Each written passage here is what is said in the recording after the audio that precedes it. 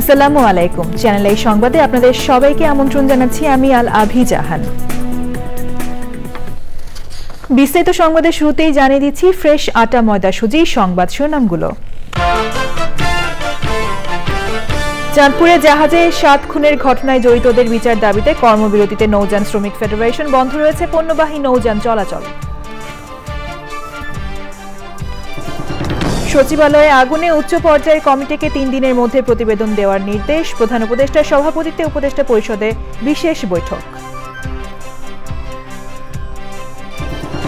সরকার গুরুত্বপূর্ণ নথি চাওয়ায় সচিবালয়ে আগুন, বলেছে বিএনপি। রাষ্ট্রীয় গোয়েন্দা সংস্থা রাজনৈতিক দল গঠনের চেষ্টা চালাচ্ছে মন্তব্য।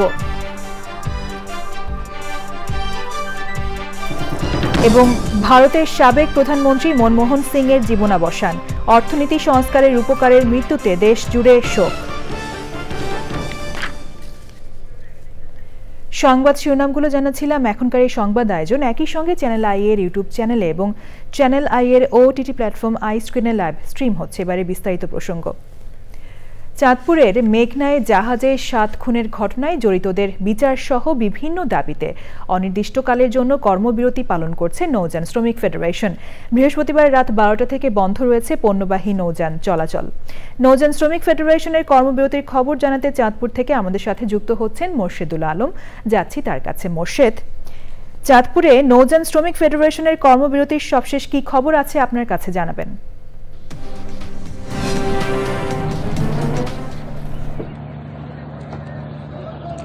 আলামি, আমি আছি এখন চাঁদপুর লঞ্চঘাটে। চাঁদপুরে মেঘনা নদীতে লাইটার জাহাজ এমভি আল বাকেরা ৭ শ্রমিক হত্যার ঘটনায় চাঁদপুরের মেঘনা নদীতে কালকে রাত ১২টা ১ মিনিট থেকে লাইটার জাহাজ ও অন্যান্য পণ্যবাহী জাহাজ বন্ধ রয়েছে। আমি কথা বলেছি আলামি বাংলাদেশ শ্রমিক ফেডারেশন শ্রমিক ফেডারেশনের সাংগঠনিক সম্পাদক আল মাসুমের সাথে। তিনি আমাকে জানিয়েছেন যে আকাশ মণ্ডল ওরফে ইরফানকে ওর র্যাব যে আটক করে যে ভাষ্যকার দিয়েছে যে একটা জাহাজ আকাশ মণ্ডল নিজে চালিয়ে এনেছে, কিন্তু একটু জাহাজ চালাতে হলে ৪ জন লোক দরকার নিম্নত। একজন উপরে স্টিয়ারিং ধরবে, ইঞ্জিন রুমে 1 জন শ্রমিক থাকবে এবং নোঙ্গর করতে 2 জন লোক লাগবে। এই 4 জন লোক ছাড়া এছাড়াও প্রত্যেক পরিবারকে সরকারের পক্ষ থেকে 20 লক্ষ টাকা ক্ষতিপূরণ দেওয়ার দাবি এসেছে। সরকার যতদিন তাদের এই দাবি, এছাড়াও নদীতে তাদের চাঁদাবাজি, হত্যা, যদি নদী নিরাপদ না রাখে তাহলে তারা এই লাগাতার কর্মসূচি অব্যাহত রাখবে। আমি চাঁদপুরের নৌপুলিশ। মোর্শেদ, ধন্যবাদ আপনাকে। সচিবালয়ে আগুনের ঘটনায় স্বরাষ্ট্র মন্ত্রণালয়ের সিনিয়র সচিবকে প্রধান করে উচ্চ পর্যায়ের তদন্ত কমিটি গঠন করেছে সরকার। কমিটিকে আগামী 3 দিনের মধ্যে প্রাথমিক রিপোর্ট দিতে বলা হয়েছে। অগ্নিকাণ্ডের ঘটনায় বিকেলে প্রধান উপদেষ্টার সভাপতিত্বে উপদেষ্টা পরিষদের বিশেষ বৈঠকে এসব সিদ্ধান্ত নেওয়া হয়। আগুনে 5টি মন্ত্রণালয়ের নথি পুড়ে গেছে বলেও জানানো হয়েছে। চকর মালিথার রিপোর্ট। বুধবার দিবাগত রাত 1:50 সচিবালয়ের 7 নম্বর ভবনের অগ্নিকাণ্ডের ঘটনায় বিকেলে প্রধান উপদেষ্টার সভাপতিত্বে উপদেষ্টা পরিষদের বিশেষ বৈঠক অনুষ্ঠিত হয়। বৈঠক পরবর্তী সংবাদ সম্মেলনে জানানো হয়, রাষ্ট্রের গুরুত্বপূর্ণ ভবন সচিবালয়ের নিরাপত্তার বিষয়টিকে সর্বোচ্চ গুরুত্ব দিয়ে দেখছে সরকার। আমাদের সকলের নিরাপত্তার বিষয় এবং এইখানে আমাদের রাষ্ট্রীয় অনেক গুরুত্বপূর্ণ দলিলগুলো থাকে, ফলে এই বিষয়টাকে সরকার খুবই গুরুত্বের সাথে নিয়েছে, যার জন্য আমরা 3 দিনের মধ্যে প্রাথমিক রিপোর্ট দিতে স্বরাষ্ট্র সচিবের নেতৃত্বে উচ্চ পর্যায়ের কমিটিটা করেছি। অগ্নিকাণ্ডের ঘটনা নাশকতা কিংবা ষড়যন্ত্র কিনা সাংবাদিকদের এমন প্রশ্নের জবাব দেওয়া হয় সংবাদ সম্মেলনে। সচিবালয় তার একটা নিজস্ব নিরাপত্তা ব্যবস্থা আছে, সেই নিরাপত্তা ব্যবস্থাটা কি আদৌ ফেল করেছে? এটা কি কোনো মনুষ্য সৃষ্ট বিপর্যয় নাকি এটা অন্য কোনো বিপর্যয়? এগুলোর উত্তর পাওয়ার জন্য আমাদেরকে তদন্ত কমিটির রিপোর্টের জন্য অপেক্ষা করতে হবে। আপনি যদি তদন্ত কমিটির গঠনটা দেখেন তাহলে আপনি বুঝবেন যে সবকটা সম্ভাবনাকে মাথায় রেখেই আমরা আগাচ্ছি। এরই মধ্যে সচিবালয়ের সব সিসি ক্যামেরার ফুটেজ সংগ্রহ করা হয়েছে। 5টি মন্ত্রণালয়ের নথি পুড়ে গেছে। স্থানীয় সরকার বিভাগে পিরোজপুর জেলায় যেই বিভিন্ন প্রকল্পের যে বরাদ্দ দেওয়া হতো সেখানকার পিডি সহ সেখানে পুরো একটা কার্টেল করে সেখানে অর্থ লোপাটের প্রাথমিক প্রমাণ আমরা পেয়েছি এবং এর সাথে সাবেক মুখ্য সচিবেরও প্রাথমিক সম্পৃক্ততার প্রমাণ পাওয়া গিয়েছে। সাংবাদিকদের প্রশ্নের উত্তরে জানানো হয়, স্বাভাবিক গতি রেখে পুরো প্রশাসনকে ঢেলে সাজানো হচ্ছে, কাউকে ছাড় দেওয়া হবে না। চকর মালিথা, চ্যানেল আই, ঢাকা। দর্শক, বরিশালে চলছে নৌযান শ্রমিকদের কর্মবিরতি। বরিশাল থেকে আমাদের সাথে যুক্ত হচ্ছেন সাইদ পান্থ। আমরা যাচ্ছি পান্থর কাছে। পান্থ, বরিশালে নৌযান শ্রমিকদের কর্মবিরতির সবশেষ কি তথ্য আছে আপনার কাছে, আমাদের জানাবেন।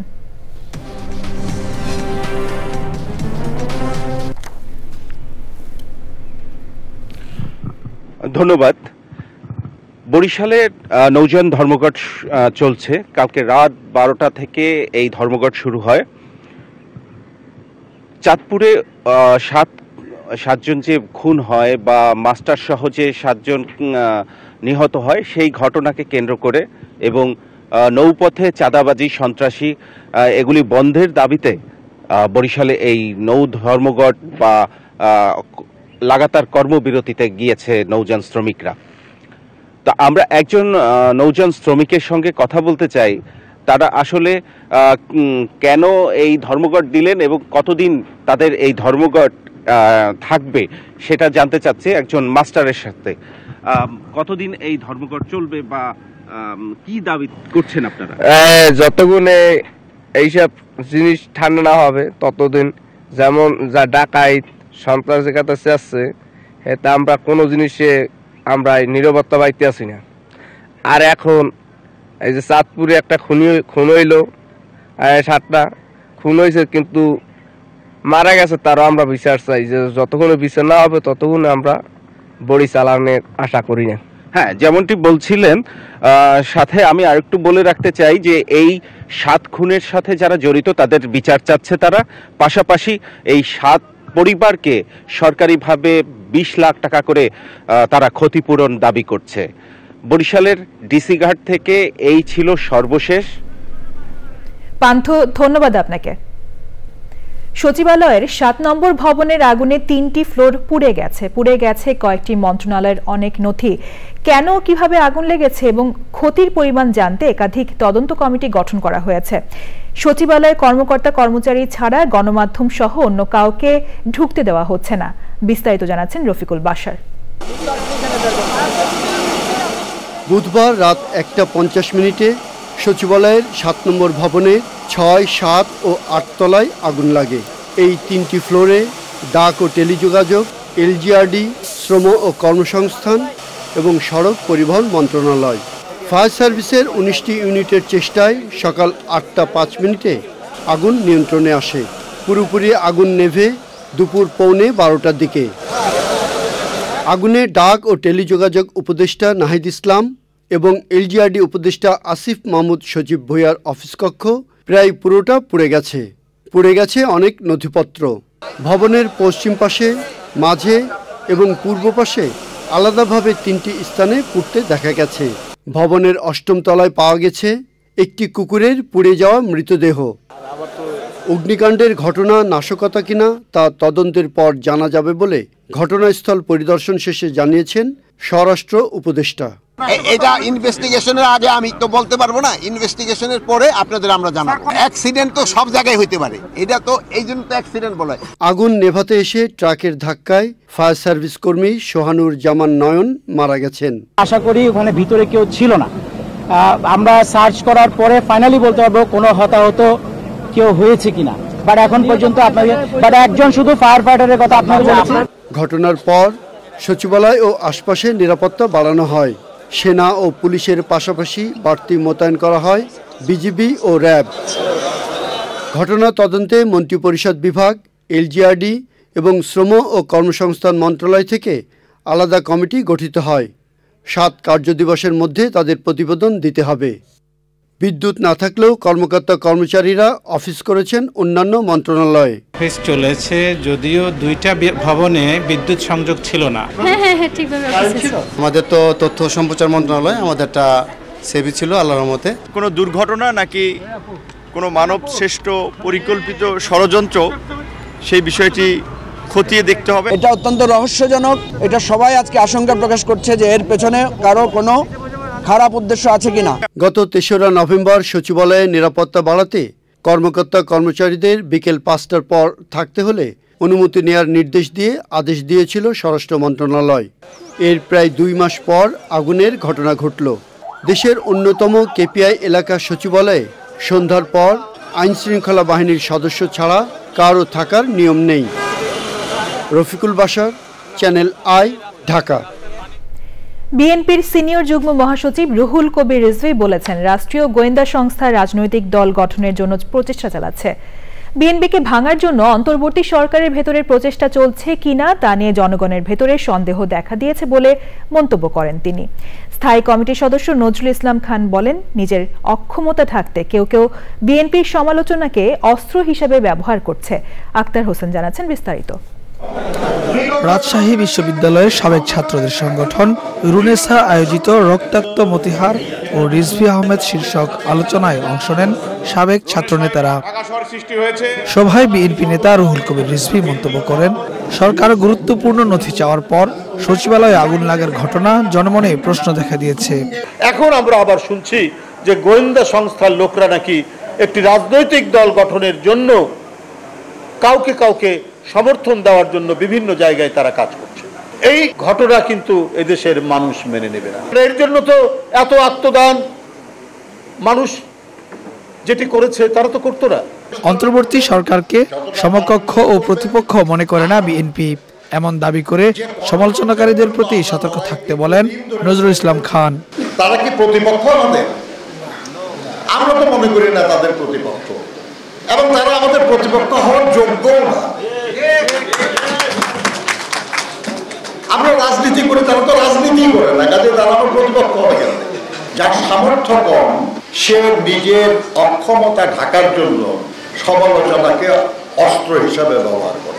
আপনার এটা খারাপ, আপনি এটা করেন না, আপনি এটা খারাপ, ভাই আপনি কি করছেন? এ সময় বাংলাদেশ নিয়ে অতিরঞ্জিত প্রচারণায় ভারতের সমালোচনা করেন বিএনপি নেতারা। Akhtar Hossain, channel I, Dhaka. ভারতের সাবেক প্রধানমন্ত্রী ও দেশটির প্রধান বিরোধী দল কংগ্রেসের প্রবীণ নেতা মনমোহন সিং মারা গেছেন। 92 বছর বয়সে বৃহস্পতিবার স্থানীয় সময় রাত 9:51 নয়াদিল্লির all India institute of medical সায়েন্সেসে তিনি শেষ নিঃশ্বাস ত্যাগ করেন।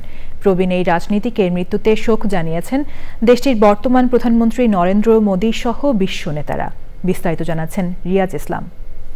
শারীরিক অবস্থার আকস্মিক অবনতি হওয়ায় বৃহস্পতিবার স্থানীয় সময় রাত 8টার দিকে মনমোহন সিংকে হাসপাতালে নেওয়া হয়।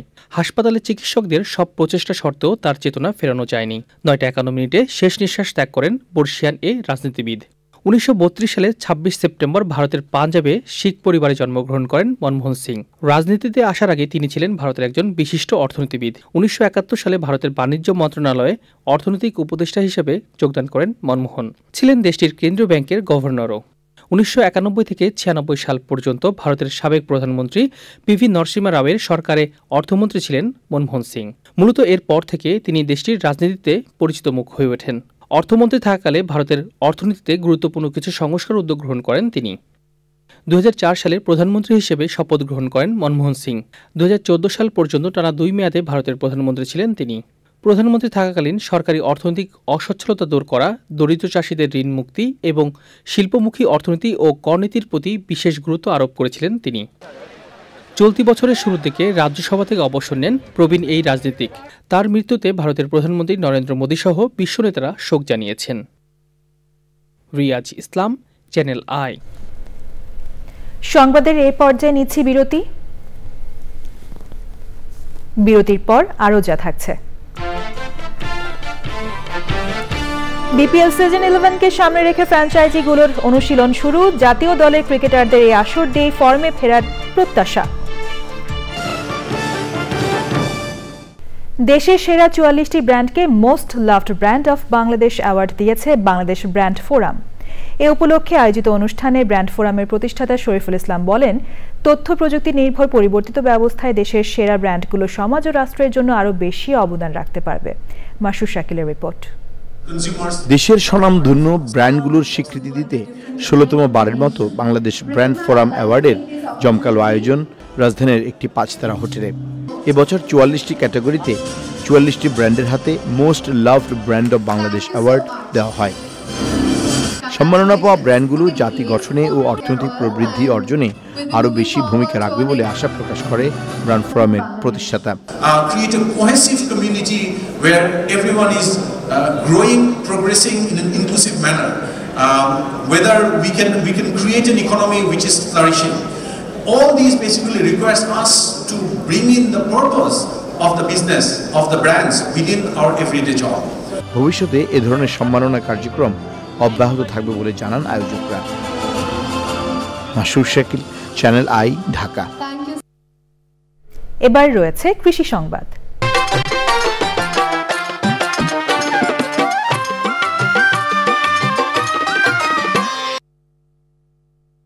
চাঁদপুরে বাজারে স্বস্তি ফেরাতে যুব সমাজের উদ্যোগে গ্রামীণ হাটে বিনা লাভের বাজার বসেছে। ব্যতিক্রমী উদ্যোগে বিনা লাভে শীতকালীন শাকসবজি ও মাছ মাংস বিক্রি হচ্ছে সাধারণ মানুষের মাঝে। নিম্ন ও মধ্যবিত্ত মানুষের স্বস্তি দিতে স্থানীয় যুব সমাজ প্রতি সপ্তাহে এ আয়োজন করছে। চাঁদপুর প্রতিনিধি মোর্শেদ আলমের পাঠানো তথ্য ও ভিডিও চিত্রে আল মুকসিদের রিপোর্ট। চাঁদপুরের ফরিদগঞ্জের মান্দারতলী এলাকায় মান্দারতলী যুব কল্যাণ সংঘের উদ্যোগে বিনা লাভে বাজার শুরু হয়েছে। এই বাজারে শাকসবজি, ডিম, আলু সহ বিভিন্ন পণ্য ক্রয় করছেন সাধারণ মানুষ। বিশেষ করে আমাদের মতো যারা গরিব মধ্যবিত্ত আছে তাদের জন্য এখন বাজারে যে উদ্যোগ হচ্ছে সেখান থেকে এখানে আমরা বাজার থেকে কমপক্ষে 10 টাকা 15 টাকা কমে আমরা এখানে মূল্য পাচ্ছি। বিনা লাভে সুলভ মূল্যে কাঁচামাল, মুরগি, মাছ সহ মুদি বাজার সহ যাবতীয় পণ্য সরবরাহ করতেছে, যাতে মানুষগুলো অল্প দামে পণ্য কিনে উপকৃত হতে পারে। গ্রামের মানুষ একদিন যাতে স্বাচ্ছন্দ্যে বাজার করতে পারে তাই তারা এমন উদ্যোগ গ্রহণ করেছে বলছেন আয়োজকরা। বাজারে যে পরিমাণ দাম তার চেয়ে কিছু ভর্তুকি দিয়ে আমাদের প্রবাসী যারা আছেন তা ওনাদের সহযোগিতায় আমরা কিছু টাকা ভর্তুকি দিয়ে এই কার্যক্রমটা করে আসছি। দ্রব্যমূল্যের যে উদ্যোগতি, এতে গরিব মেহনতি মানুষ অনেক কষ্ট হচ্ছে। আমরা আমাদের গ্রামের মেহনতি গরিব মানুষের পাশে দাঁড়াতে চেয়েছি এই ক্লাবের মাধ্যমে। আমরা আশা করি আমাদের যে বাজারটা চলছে আপনারা দেখতেছেন, বাজার থেকে আমরা অনেক কম মূল্যে পণ্য বিক্রি করতেছি। আগামী দিনেও এই বিনা লাভের বাজারটি চলমান থাকলে ক্রেতাদের কিছুটা হলেও স্বস্তি আসবে বলছেন সংশ্লিষ্টরা। আল মুকসিদ, চ্যানেল আই। এবার প্রকৃতি সংবাদ।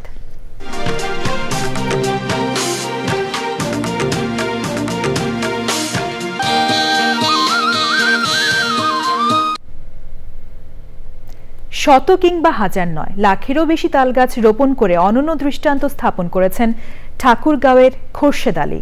জমি বিক্রির টাকা দিয়ে প্রায় 1 দশক ধরে বিভিন্ন সড়কের দুপাশে তালের চারা রোপণ করেন এই প্রকৃতিপ্রেমী। এমন উদ্যোগে জলবায়ুর বিরূপ প্রভাব মোকাবেলার পাশাপাশি আঞ্চলিক অর্থনীতিতেও গতি আসবে বলছেন পরিবেশবাদী সহ সব মহল। ঠাকুরগাঁও প্রতিনিধি এটিএম শামসুজ্জোহার তথ্য, ভিডিও চিত্রে আফরোজা হাসির রিপোর্ট। সদর উপজেলার পাহাড়ভাঙ্গা গ্রামের বাসিন্দা খোরশেদ আলী, পেশায় পল্লী চিকিৎসক। মুক্তিযুদ্ধে শহীদদের স্মরণে 1 লাখ তাল গাছ রোপণের ইচ্ছা পূরণে 2014 সাল থেকে নিজস্ব অর্থায়নে রাস্তার ধারে তালের চারা রোপণ করে আসছেন এই প্রকৃতিপ্রেমী। নানা বাধা বিপত্তি অতিক্রম করে উপজেলার চিলারং, ভাওলারহাট, বালিয়াডাঙ্গি সহ বিভিন্ন সড়কের পাশে 1,10,000 তালের চারা রোপণ করেছেন খোরশেদ আলী। অসাধু মানুষ গাছগুলা ডালাগুলা কাটে যাচ্ছে এবং বিষ মারা দিয়ে জঙ্গল মারা বীজ দিয়ে মানে ফেলছে। এগুলা যদি সরকারিভাবে পহরা দেওয়া না হয় এবং সহযোগিতা না করা হয় তা আমার একার পক্ষে সম্ভব নয়। দেশের এবং এই যে প্রাকৃতিক দুর্যোগের কিছুটা রক্ষা করবে। এই যে মনে করেন যে বর্জ্যপাত হয়, বর্জ্যপাতও কিছুটা রক্ষা করবে, এটা জনকল্যাণমূলক কাজ। প্রকৃতির প্রতি মমত্ববোধের এমন নজির পরিবেশ সংরক্ষণে সবাইকে উদ্বুদ্ধ করবে বলছেন স্থানীয়রা। আর এই তাল গাছগুলো পরিবেশ রক্ষার জন্য আমাদের আগামী প্রজন্মের জন্য একটা উত্তম ভালো দিক। ডিসি সাহেব এবং সরকার কিছু অনুদান দেয় তাহলে তিনি আরো উৎসাহিত হবে, আরো গাছ লাগাইতে পারবে। তাল গাছটা বৃদ্ধি হচ্ছে, 10 বছর পর হয়তো ফল দিয়ে দিবে, এটা জনকল্যাণমূলক কাজ। ক্ষয়রোধ ও বজ্রপাত সহ প্রাকৃতিক দুর্যোগে প্রাণ প্রকৃতি রক্ষায় গুরুত্বপূর্ণ ভূমিকা রাখে তালগাছ। আবহমান বাংলার ঐতিহ্য ধরে রাখার পাশাপাশি পরিবেশ প্রকৃতি ও জীববৈচিত্র্যের উন্নয়নে রোপিত তালের চারা পরিচর্যায় সবাইকে এগিয়ে আসার আহ্বান পরিবেশবাদী সহ সব মহলের। আফরোজা হাসি, প্রকৃতি ও জীবন ডেস্ক, চ্যানেল আই। এখন দেখবেন খেলার খবর।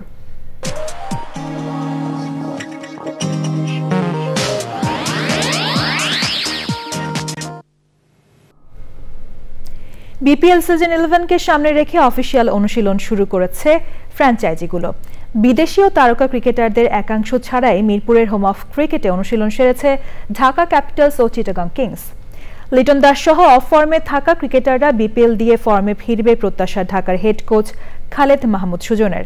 আদিল আহমেদ শানের রিপোর্ট। বড়দিনের ছুটির পরদিনই আনুষ্ঠানিক অনুশীলনে বিপিএলের অন্যতম শক্তিশালী দল ঢাকা ক্যাপিটালস। নামের পাশাপাশি তারকায় ঠাসা দলটিতে প্রথম দিনে মুস্তাফিজকে দেখা গেলেও ছিলেন না বিদেশি ক্রিকেটার সহ তারকা লিটন দাস ও মুকিদুল মুগ্ধর মতো তরুণ ক্রিকেটাররা। ভালো উইকেটের প্রত্যাশার পাশাপাশি জাতীয় দলের ক্রিকেটাররা এই আসর দিয়ে ফর্মে ফিরবেন প্রত্যাশা ঢাকার হেড কোচের। বিপিএলের ফার্স্ট ডেটা কোনো সময় করা ভালো হয় না, যে প্লেয়াররা ফরেন প্লেয়াররা আসে না, লোকাল প্লেয়াররা অনেকে রেস্টে থাকে, যেহেতু মাত্র একটা টুর্নামেন্ট শেষ হলো, ডেফিনেটলি ওদের একটা ব্রেক দরকার। ফাস্ট বোলার যারা আছে বা যারা ন্যাশনাল প্লেয়ার ছিল তারাও ওয়েস্ট ইন্ডিজ একটা লম্বা ট্যুর করে আসছে, দেন এটা ব্রেক না। টি-20 উইকেট যেরকম হয় সেভাবে প্রত্যাশা থাকবে। আশা করি যে কিউরেটাররা সেইভাবেই বানাবেন, দে উইল অবশ্যই সবসময় তারা ট্রাই করেন ভালো দিতে। তো Liton is a class player, ঘুরে দাঁড়ানো সেই রকম প্লেয়ার যে একাই ম্যাচ জিতাতে পারে, তাই বিলিভ ওর গুড টাইমসগুলো আমাদের সাথে এবার হবে। নতুন বাংলাদেশের সংস্কার প্রক্রিয়ায় নতুন আঙ্গিকে শুরু হচ্ছে বিপিএল। তবে রাজনৈতিক ইস্যুতে সাকিব আল হাসানের মতো বিশ্বসেরা অলরাউন্ডার আসরে খেলতে না পারায় হতাশ খালেদ মাহমুদ সুজন। ওর এত লম্বা ক্যারিয়ারের সাথে 7টা মাস আমরা করতে পারলাম না। সাকিব বাংলাদেশকে এত কিছু দিয়েছে, তো সেখানে যদি আমরা একটু বিচক্ষণতা বুদ্ধি দিতাম, আমার মনে হয় যে দেশের একটা প্লেয়ারও দেশের সবচেয়ে বড় টুর্নামেন্টটা খেলতে পারবে না।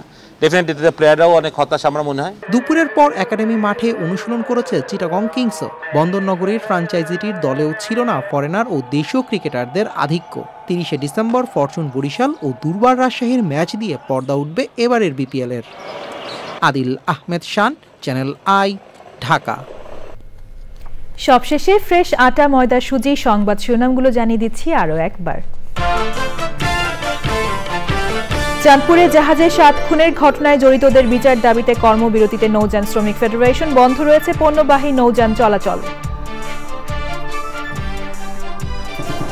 সচিবালয়ে আগুনে উচ্চ পর্যায়ের কমিটিকে 3 দিনের মধ্যে প্রতিবেদন দেওয়ার নির্দেশ। প্রধান উপদেষ্টার সভাপতিত্বে উপদেষ্টা পরিষদের বিশেষ বৈঠক।